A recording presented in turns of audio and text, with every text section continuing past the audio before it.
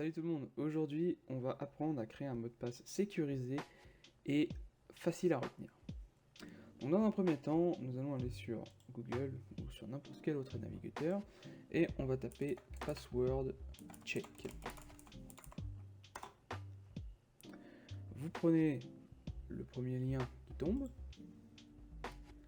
et on arrive sur un site internet donc qui va vérifier si notre mot de passe est assez sécurisé ou pas.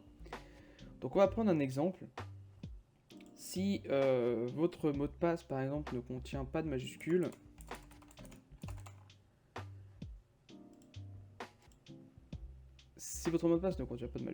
là on peut voir que il est grand temps de changer le mot de passe, hein.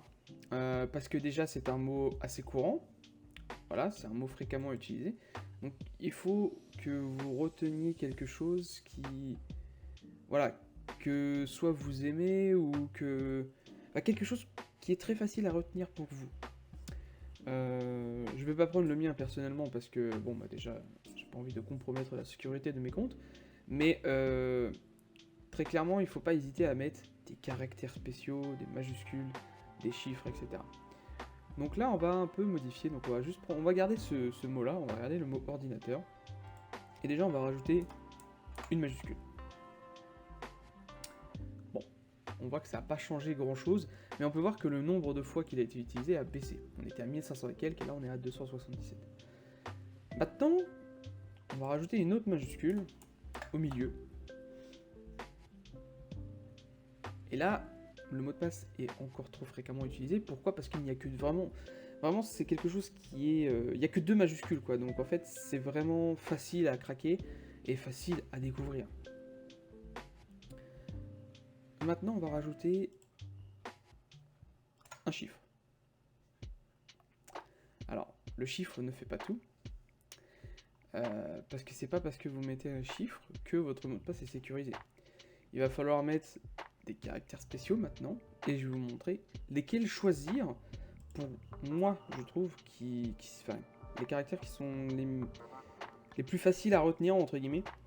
Moi, je prends souvent soit le tiret, donc le tiret du 6, soit le slash, et l'esperluette. Pour ceux qui savent pas ce que c'est qu'une esperluette, c'est ça.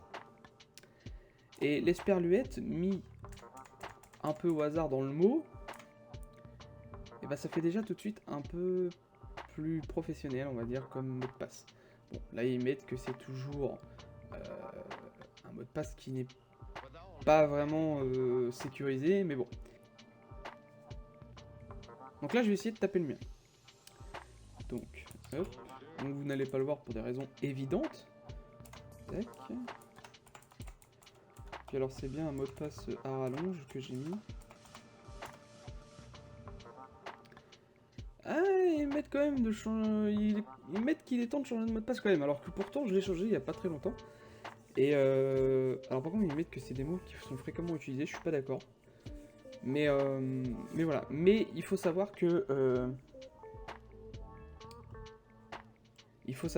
un mot de passe, il faut que ça soit quelque chose que vous reteniez facilement. Il faut que ça soit quelque chose qui n'est pas si difficile à taper, parce que si on prend par exemple, l'exemple de ce site là, en gros le site va nous dire bah non, faut limite un mot de passe comme ça, quoi. Tac tac, avec des chiffres, des trucs comme ça, et là bah oui, forcément. Mais bon, bonne chance pour retenir tout ça.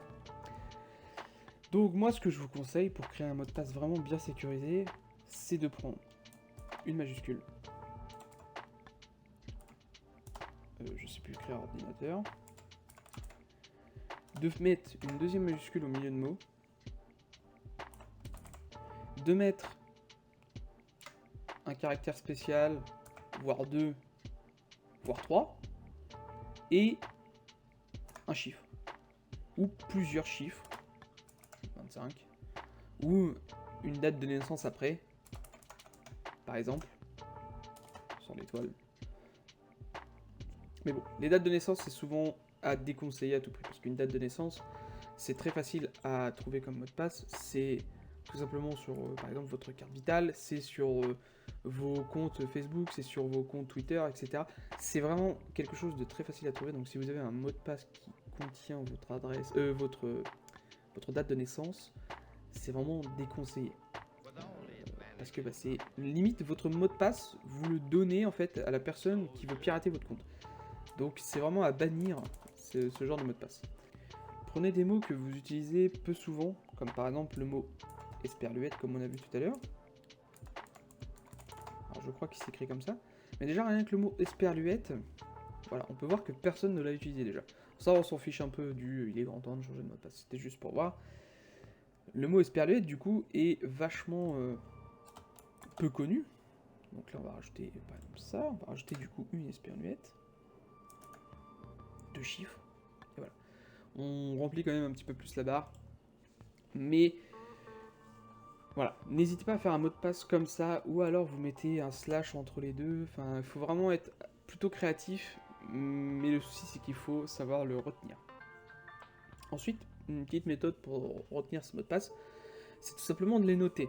Alors, bien sûr, les notez pas le mot de passe de votre bureau quand vous allez justement à votre travail. Ne notez pas le mot de passe directement à côté de votre écran, c'est complètement idiot. Puisque quelqu'un qui est extérieur à l'entreprise, par exemple, et qui rentre dans votre entreprise, voit votre mot de passe affiché directement en gros sur votre ordinateur, et là le mec peut se faire plaisir. Donc c'est complètement inutile. Mais notez-le dans un coin de votre tête.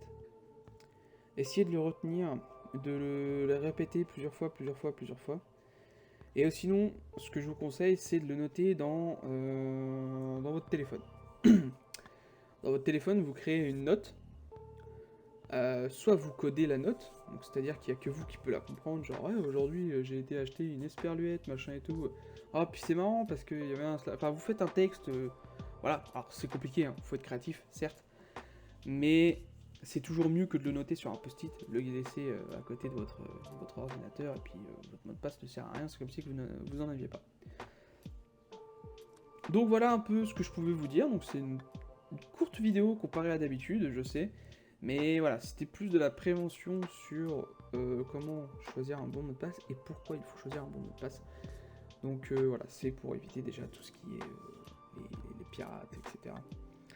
Donc voilà, j'espère que ça vous a été utile. Et puis bah moi je vous dis à la prochaine, et c'était Théo Projet Emi Service. Salut!